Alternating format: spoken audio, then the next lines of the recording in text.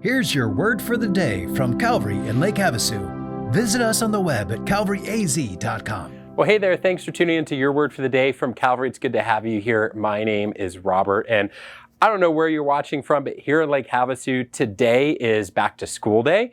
If you had kids at Calvary Christian Academy, our private Christian school here, that was yesterday. And as we're kicking off the year, I was thinking about what it's like to go back to school. So I was having conversations with my kids yesterday about going to school on the drive in. There's that nervousness, that tension. What's it going to be like? All the unanswered questions.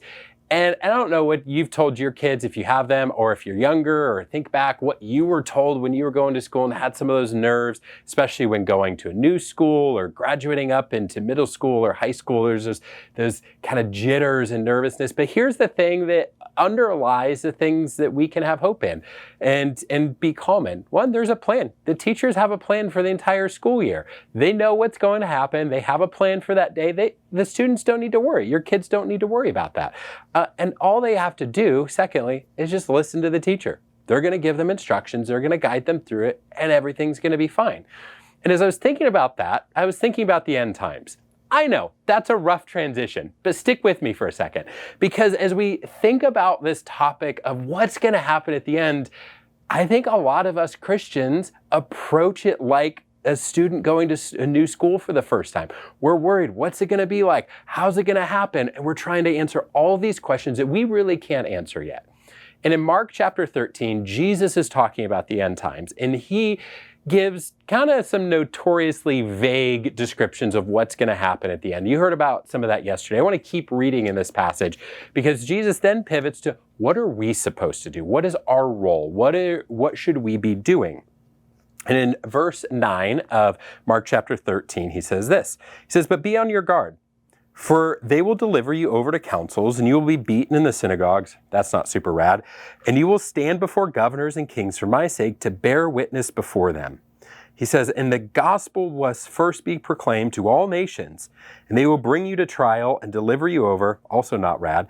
But he says, "Do not be anxious beforehand what you are to say, but say whatever is given to you in that hour. For it is not you who speak, but the Holy Spirit."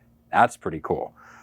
"And brother will deliver brother over to death, and father his child, and children will rise against parents, put them to death." Also not rad. "But you will be hated for my sake." Also not rad. But he ends with this. He says, "But the one who endures to the end will be saved." Now I'm adding a lot of extra commentary throughout, but here's the thing. There are so many different perspectives and thoughts and interpretations of how the end time is going to happen. But Jesus is like, hey, you don't have to worry about that. Don't be anxious. Because guess what? We already have a plan. It's already laid out for us what we're to do. We're to be faithful to Jesus and share the gospel. Wherever we are, whether we're before people who are seeking to punish or imprison us, whether we're before people who are afraid and worried about where to have hope, we just preach the gospel. We tell them that Jesus Christ came to save people and give us the hope of heaven. And however you do that, by inviting people to church, by sharing how Jesus has changed your life, by explaining some of the Bible to them, that's what we're to do both now until the end, until we're with Jesus in heaven. There's already a plan for us laid out. And secondly, all we have to do, he said, is listen to him. We don't have to worry about what are we going to say? What do I have the right words? He says, but just say what the Holy Spirit gives you to say. And so I think that as we approach this topic of the end times, we actually have far less reason to be worried, to be anxious, to be afraid, because God has a plan for us, that we just need to be faithful and to share the gospel with as many people as we can.